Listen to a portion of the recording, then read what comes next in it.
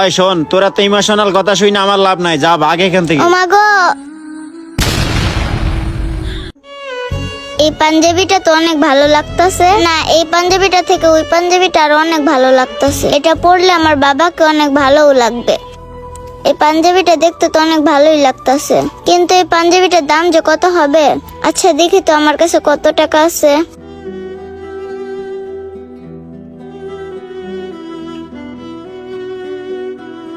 আছে তো আমার কাছে মাত্র 490 টাকা। আচ্ছা দোকানদার আঙ্কেলকে জিজ্ঞেস করে দেখি এই পাঞ্জাবিটার দাম কত। আঙ্কেল, ওই সাদা পাঞ্জাবিটার দাম কত? কোন পাঞ্জাবি নিবি? ওই সাদাটা? জি আঙ্কেল, ওই সাদা পাঞ্জাবিটার কথাই বলছিলাম, ওটার দাম কত? তুই এই পাঞ্জাবি নিবি, কিন্তু ওই পাঞ্জাবির দাম তো অনেক। তোর কাছে টাকা আছে নেওয়ার মতো? আঙ্কেল আপনি বলেন না, ওই পাঞ্জাবিটার দাম কত দেখে আমি নিতে পারি নাকি? আমার না অনেক ইচ্ছা করতেছে ওই পাঞ্জাবিটা নেওয়ার জন্য। ওই শোন, তাহলে ওই পাঞ্জাবিটা হয়েছে আমাদের দোকানে ঈদ উপলক্ষে সেরা পাঞ্জাবি। কি আঙ্কেল, ওই পাঞ্জাবিটাই আপনাদের দোকানের সেরা পাঞ্জাবি? আঙ্কেল এই পাঞ্জাবিটা যদি আমার বাবাকে কিনে দেয়, আমার বাবা তো অনেক খুশি হবে। আরে রাগ তোর খুশি, ওই পাঞ্জাবি নেওয়ার মতো তোর কাছে টাকা আছে নাকি সেটা বল আগে। আঙ্কেল আছে তো, এই যে আমার কাছে অনেকগুলো টাকা। আচ্ছা দেখি তো তোর কাছে কত টাকা আছে।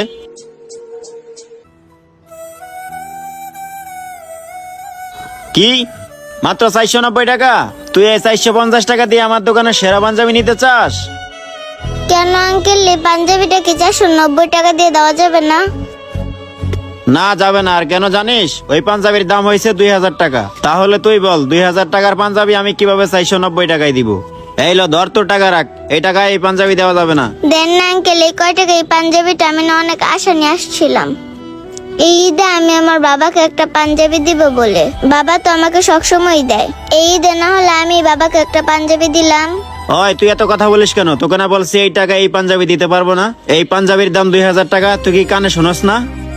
আঙ্কেল দেন না আমার এই কয় টাকায় পাঞ্জাবিটা। অনেক আশা নিয়ে আসছিলাম আপনার শোরুম থেকে বাবাকে একটা পাঞ্জাবি নিয়ে দিব।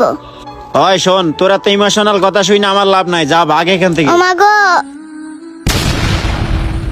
কি ব্যাপার ভাই, আপনি এই পিচ্চি মেয়েটার সাথে এরকম ব্যবহার করলেন কেন? কি ব্যাপার ভাই, চুপ করে আছেন কেন? বলেন আমাকে, কি জন্য এই পিচ্চি মেয়েটাকে ধাক্কা মারলেন? তাহলে শোনেন ভাই, কি জন্য ওকে ধাক্কা মারছি। ও আসছে মাত্র 490 টাকা দিয়ে আমার দোকানে সেরা পাঞ্জাবি কিনতে। এই 490 টাকা আমি ওকে এই পাঞ্জাবি দেই না দেখে আমার সাথে জোরাজোরি করতেছিল, তাই ওকে ধাক্কা মারছি। তাই বলে এই পিচ্চি মেয়েটার সাথে আপনি এভাবে খারাপ আচরণ করবেন?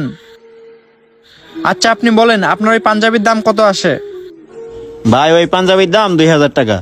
ঠিক আছে ভাই, আপনি একটা কাজ করেন, ওই পাঞ্জাবিটা আপনি প্যাক করে দেন, টাকা যা লাগে আমি দেবো। আচ্ছা ঠিক আছে ভাই, দিতাছি। আচ্ছা মামুনি, তোমাকে একটা কথা জিজ্ঞেস করি, তোমার বাবা কোথায়?